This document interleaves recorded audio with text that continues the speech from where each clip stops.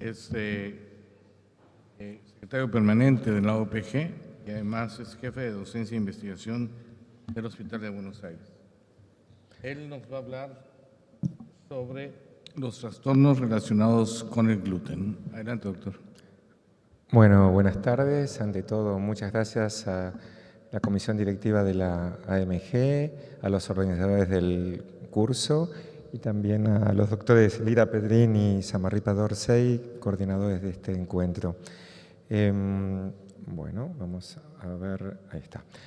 En estos minutos vamos a tratar de ilustrar un poquito qué pasa con esto que en verdad se trata más que nada de la sensibilidad al gluten no celíaca, con algunas diferencias hoy de nomenclatura, porque dentro del espectro de los trastornos asociados al gluten obviamente está la enfermedad celíaca, pero hay otros trastornos sobre los cuales quiero hacer mención. Y en una segunda parte vamos a ir directamente a que tengan dentro de la pobreza de las definiciones, porque la sensibilidad al gluten no celíaca es aquello que no es, más que aquello que es. Y eso hace difícil la explicación, difícil la comprensión. Pero en este espectro cambió del siglo XX. En el siglo XX hablábamos especialmente en pediatría, de alergia al trigo, por un mecanismo fisiopatológico alérgico, o cuando hablamos de autoinmunidad hablamos de enfermedad celíaca. La alergia al trigo, que si algún pediatra lo debe tener más fresco y lo piensan un poquito más, es una reacción alimentaria alérgica que aparece fundamentalmente en piel, en tracto digestivo, en aparatos respiratorios luego de comer gluten, y se asocia a otras patologías alérgicas, y los mecanismos son anafilácticos y alérgicos, ¿sí? El diagnóstico es a través de una punción cutánea, notar un incremento de la inmunoglobulina E y un desafío con gluten. Probablemente con mucha gente que viene trabajando la enfermedad celíaca, como desde Luis Uscanga a Chema y mucha gente, ya enfermedad celíaca es algo que todos ustedes conocen, pero repasemos que es una enfermedad sistémica de origen autoinmune, que afecta al intestino delgado, pero al resto de la economía. Hay que tener una genética determinada y la desencadena el gluten. Algunas de sus claves son que es muy prevalente, vamos a hablar mañana en el simposio OPGE sobre la epidemiología, 1% de la población mundial, también en México, también vamos a discutir un poquito qué sucede. Tiene una asociación genética conocida y hay una enteropatía que ustedes pueden ver allí de aplanamiento vellositario y una serología específica positiva. Entonces hay una base genética, una noxa ambiental hasta llegar a la atrofia vellositaria, pero esto no es suficiente y es de interés saber que el fenómeno de permeabilidad intestinal es necesario para que ese factor del medio ambiente acceda a nuestra genética y a nuestra autoinmunidad. En el siglo XXI, ya hace unos años, definimos en un encuentro, definimos que esto hubo un cambio. Hacia el 2012 está publicado, en el cual la alergia al trigo se especificó un poquito más. Hay alergia respiratoria, alimentaria, una urticaria de contacto, anafilaxia por ejercicio, y se redefinieron algunos conceptos de enfermedad celíaca, sintomática potencial, dermatitis herpetiforme, ataxia por gluten. Pero lo más interesante es que se empezó a hablar de esta entidad que no es autoinmune, no es alérgica y que es la sensibilidad al gluten no celíaca, que es lo que nos va a ocupar los minutos que nos quedan, ¿sí? Definición. En la definición es una entidad donde tenemos síntomas intestinales y extraintestinales. El gluten es la que desencadena, no debe haber ni alergia ni autoinmunidad y vemos ahí una casi superposición, pero debe estar separado de la enfermedad celíaca, separado de la alergia al trigo y debe responder a una dieta sin gluten. Sin embargo, quiero que sí se lleven un concepto más reciente y que hizo que se cambiara la nomenclatura, porque no es el responsable el gluten solamente que está en el trigo. Los FODMAPs, que muchos de ustedes bien conocen, especialmente los fructanos y los inhibidores de la mirasa tripsina, que ambos son componentes del trigo, actúan activando la respuesta inmune innata y adaptativa, por lo cual hoy hablamos de sensibilidad al gluten trigo no celíaca. ¿Sí? Hemos cambiado esa denominación. Si vamos a ver cómo evolucionó el conocimiento, básicamente no quiero aburrirlos con esto, pero todo arranca en el 78 con 3 descripciones de mujeres entre adolescentes hasta de 40 y pico de años, con cuadros digestivos que no eran celíacas, no eran alérgicas y reaccionaban al gluten. Es ahí donde empieza la historia y 2 años después está la primera serie, que es una serie de 9 pacientes, de los cuales 8 tuvieron desafío con gluten y también se empezó a hablar de la sensibilidad al gluten no celíaca. Entonces tenemos este trabajo del 80, pero miren cómo pasaron luego más de 30 años hasta que se volviera a hablar de todo esto, que es un trabajo ya clásico de Wyszynski, en el cual se asume que pacientes con en gluten causa dolores abdominales, intestinales. Acá estamos viendo frente a lo que sucede en placebo. Es un estudio controlado con placebo en pacientes con intestino irritable.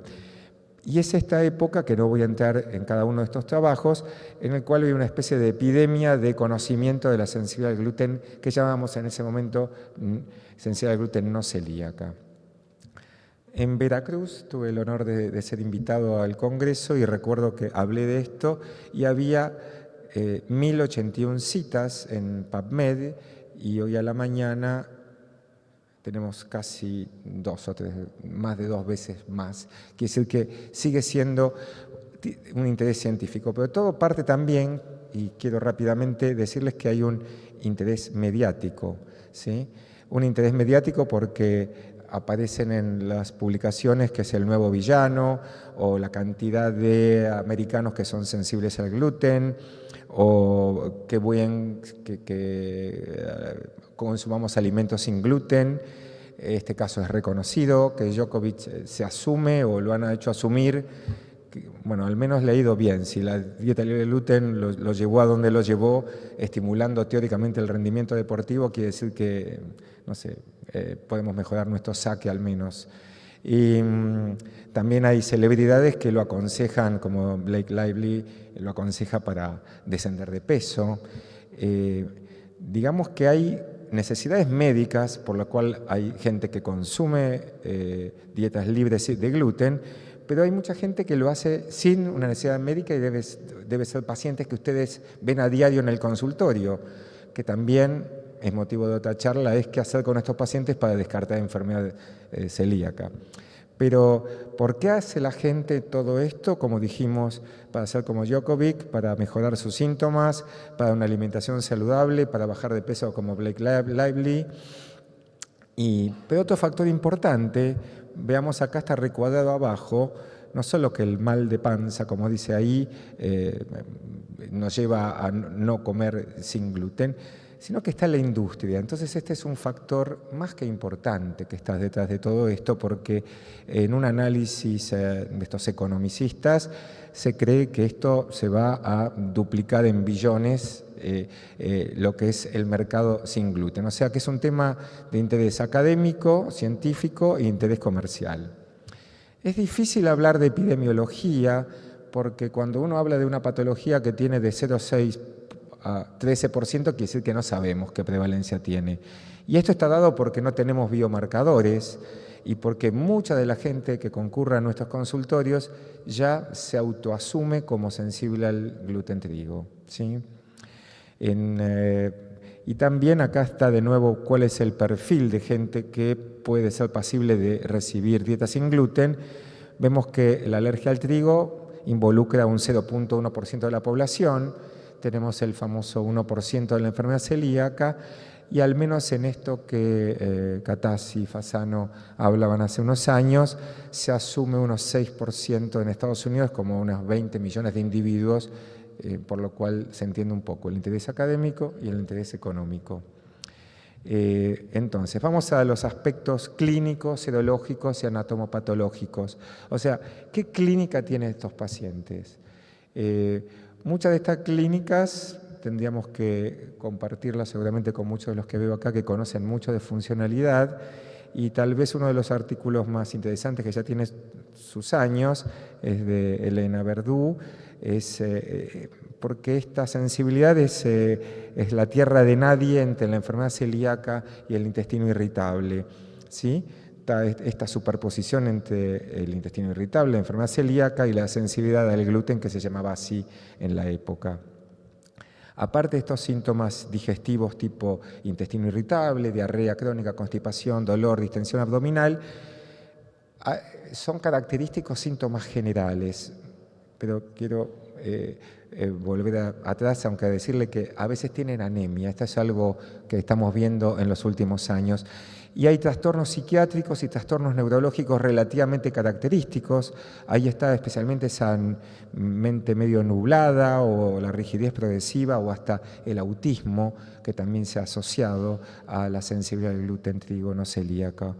Y acá algunas afecciones neurológicas que el grupo de Sheffield, de Sanders, ha trabajado también con la ataxia, la neuropatía, la encefalopatía, la miopatía y que ya conocen 6 pediatras en el auditorio, la epilepsia y las calcificaciones occipitales. Si vamos a la serología, y acá estamos nuevamente en problemas, es que la sensibilidad al gluten no tiene marcadores serológicos específicos a diferencia de la enfermedad celíaca. Los valores de los que ustedes conocen como anticuerpos serológicamente específicos son negativos. Y si bien a los viejos antigliadinas, que los que peinamos canas o no peinamos nada acá, conocemos los AGA-A y AGA-G, no le quitamos todo valor a partir de la antiterutaminasa, antiendomicio, antipéptidos de amidados de gliadina, acá tienen un relativo valor porque en un trabajo que ya tiene sus años, pero no deja de tener vigencia, en el cual se compararon pacientes celíacos y sensibles al gluten, se vio que los celíacos tenían obviamente una gran prevalencia de anticuerpos AGA-G positivos, pero la mitad de los pacientes con sensibilidad al trigo gluten no celíaco también lo tenían. Así que es un marcador que resucita a partir de la sensibilidad al gluten trigo no celíaca. Y si vamos a la anatomía patológica, es esperable o es necesario que sea un MARSH 0 que excluya una enteropatía celíaca o a lo sumo un MARSH 1 con algún aumento de linfocitos intraepiteliales, ¿sí? Digamos, serología negativa y MARSH 0, MARSH 1, para que ya ir definiendo en estos minutos ya los criterios diagnósticos. Bueno, ¿cuáles son entonces las claves diagnósticas para que en este curso ustedes pueden llevarse algo a casa más o menos razonable? La clave diagnóstica está en la sensibilidad del gluten trigo no celíaco, en este paneo de síntomas digestivos muy superpuestos a el intestino irritable, ¿sí? Y a la enfermedad celíaca, y también estos síntomas neurológicos y psiquiátricos, que no haya indicadores de autoinmunidad asociada, particularmente excluyendo a la autoinmunidad de la enfermedad celíaca, con negatividad de los marcadores serológicos celíacos y, como mencioné, una posibilidad de una sugerencia que tienen los antigliadina clásicos IgG de ser positivos en la mitad de los casos. Luego hay una ausencia de patrones de alergia al trigo, son pacientes que no deberían tener otras alteraciones o otros antecedentes alérgicos, inmunoglobulina E normal, si le realizan la prueba de test de punción cutánea debería ser negativa, ¿sí?